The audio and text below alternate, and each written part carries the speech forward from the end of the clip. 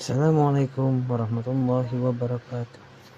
Kembali lagi bersama Sublahan Radio. Untuk menambah semangat, jangan lupa di like dan subscribe serta tekan tombol lonceng biar tidak ketinggalan cerita horor di channel ini. Langsung saja ke ceritanya.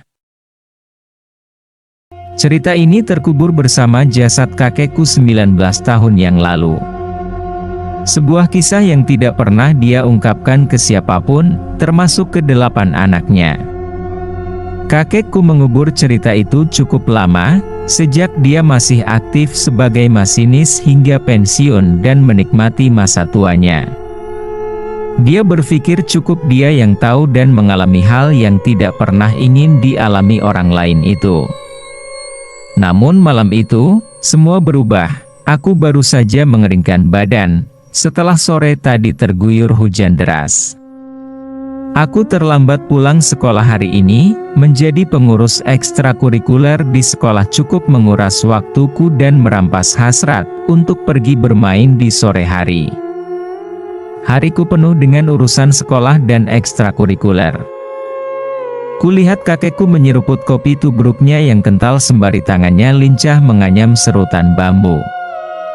Sejak pensiun sebagai masinis, beliau sering membuat peralatan rumah dari anyaman bambu untuk menyibukkan diri di rumah. Gimana sekolah Ele?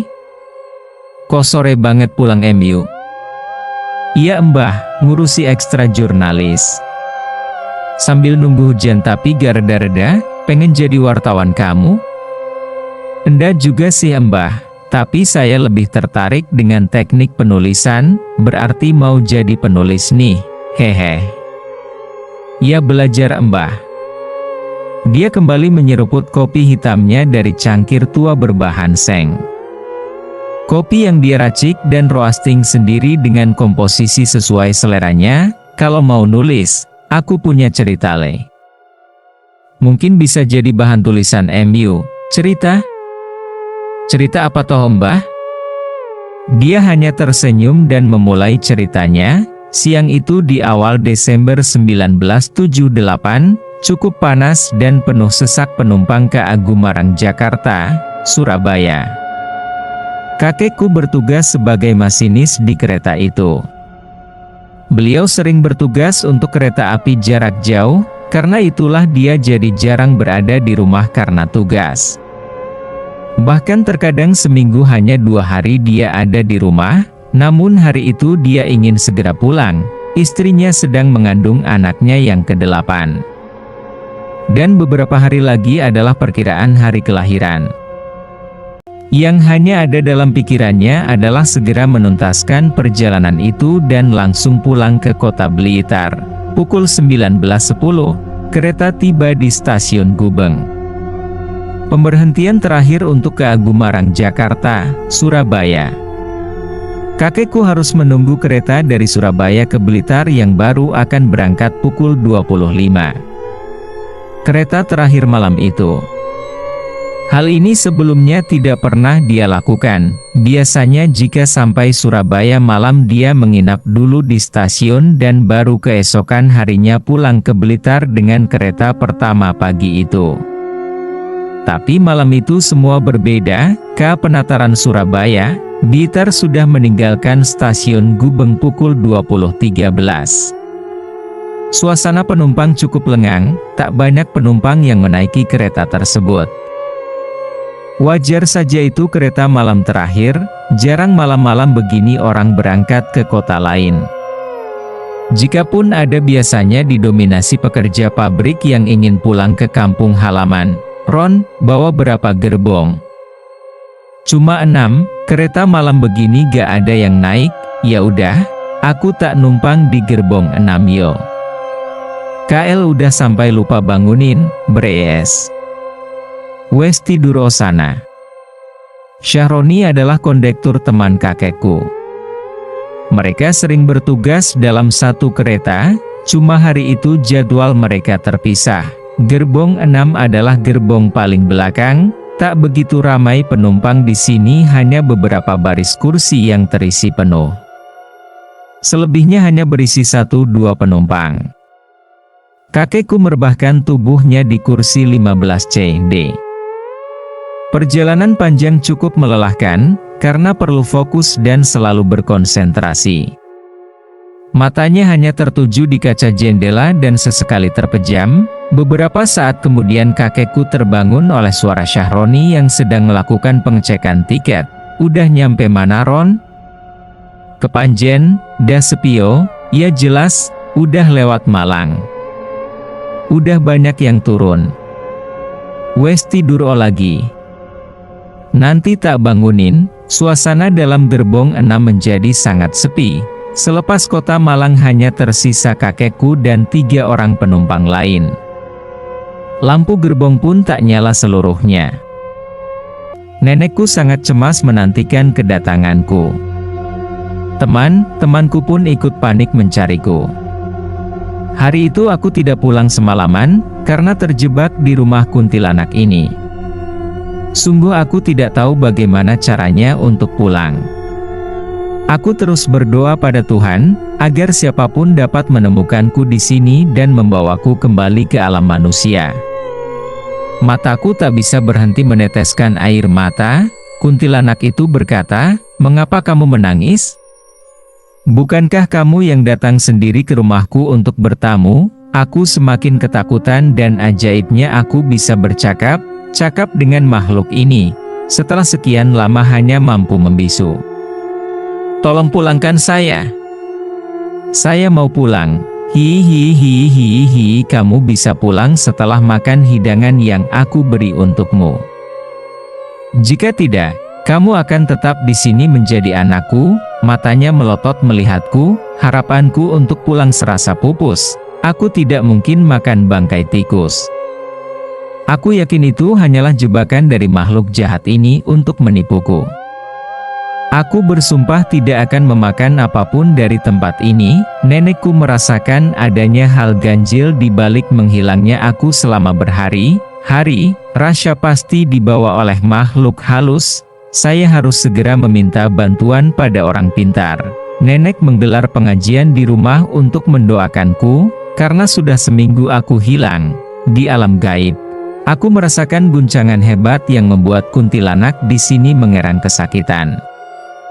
Dia tiba-tiba membuka pintu rumahnya dan menyuruhku keluar melalui pintu itu. Ketika aku melangkah keluar, aku kembali berada di tempat pembuangan sampah itu. Aku berlari menuju ke rumah sambil menangis, tak peduli dengan keadaan badanku yang sangat bau sampah. Malam itu warga banyak berkumpul di rumahku. Mereka kaget melihatku pulang. Aku dicecar berbagai macam pertanyaan tentang di mana keberadaanku selama ini. Sejak saat itu, aku kapok dan tidak mau main ke tempat kotor lagi. Setiap nasihat yang terucap dari mulut nenek selalu aku turuti demi kebaikanku. Tapi dari mana mereka berasal? Apakah pindahan dari gerbong depan? Atau baru naik dari stasiun sebelumnya? Banyak pertanyaan di benak kakekku atas semua hal dua aneh ini. Terlihat samar namun jelas, Syahroni melambaikan tangan ke arah kakekku dari pintu gerbong depan. Seolah-olah dia mengajak kakekku untuk keluar dari gerbong itu tanpa bersuara. "Ada apa, Ron? Kenapa kamu pucat? Ayo pindah ke depan. Cepetan, lo kenapa? Udah rame kok di gerbong ini, rame GMN. Kamu gak tahu siapa mereka yang masuk barusan? Penumpang. Mungkin dari gerbong depan. Tapi wajah mereka kenapa pucat tanpa ekspresi? Apa mungkin kelelahan?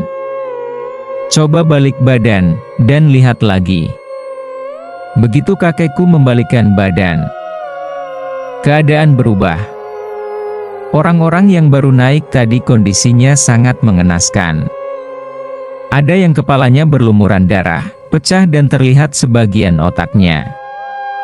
Ada yang tangannya terpotong dan tulang-tulangnya yang hancur. Dan ibu yang menggendong bayi tadi tak terlihat sebagai bayi, seperti menggendong seonggok tubuh tanpa kepala. Kakekku langsung lemas. Sama sekali dia tidak berpikir tentang semua itu. Syahroni pun menarik lengan kakekku dan membawanya ke gerbong depan. Tapi Ron, nih, mereka siapa? Mereka adalah arwah korban tabrakan kereta. Orang-orang yang melintas perlintasan tanpa tahu ada kereta lewat. Dan beberapa adalah orang yang sengaja bunuh diri menabrakkan tubuhnya ke kereta. Kok kamu tahu? Aku udah sering ikut kereta terakhir, dan usai melewati terowongan Karangkates mereka selalu ada di gerbong paling terakhir. Aku lupa untuk menyuruhmu pindah tadi. Kakekku masih belum percaya dengan kejadian itu, dia seperti ingin kembali ke gerbong 6 dan memastikan kembali apa yang dia lihat. Lalu siapa yang duduk di kursi 13A?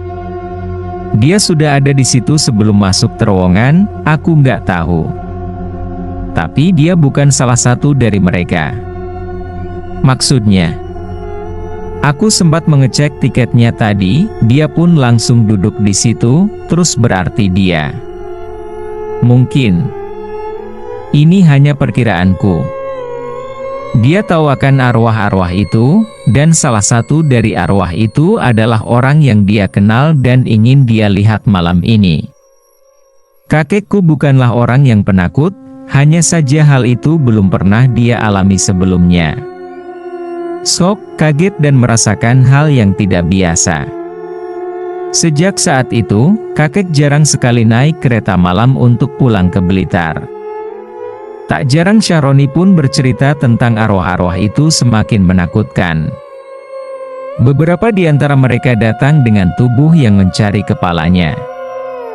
Bagi kakek ada hal-hal yang sebaiknya tidak perlu dia ketahui kenapa, daripada akan mengusik suasana yang tenang berubah menjadi sangat mengerikan, biarkan mereka ada dengan apa adanya.